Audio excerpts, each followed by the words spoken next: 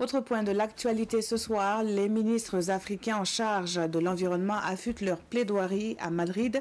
Ils ont animé une conférence avec à la clé un consensus sur certains points, notamment celui relatif aux accords de Paris.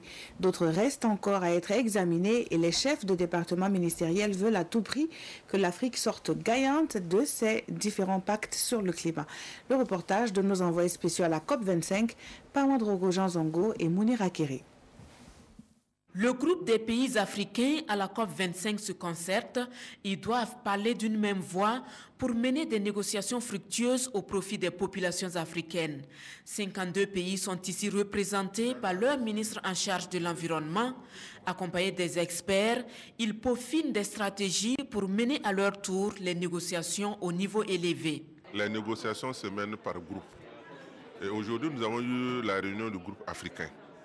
Groupe africain parce que nous avons nos experts également qui mènent les négociations afin de faire prendre en compte bien sûr les préoccupations des pays africains. Donc il était de notre devoir de changer avec nos experts pour qu'ils nous fassent le briefing du niveau de négociation afin de prendre les orientations pour bien sûr mêler les négociations dans l'intérêt des pays africains. Les questions d'adaptation des populations, la conservation des ressources naturelles et environnementales et le marché carbone sont les intérêts africains les plus défendus à cette rencontre internationale sur le climat. L'Afrique a 3 positions spécifiques pour cette COP ici. La première, c'est les marchés carbone. Deuxièmement, la question de l'Afrique et le rôle de quelle est la place de l'Afrique en termes de vulnérabilité pour avoir accès à plus de ressources.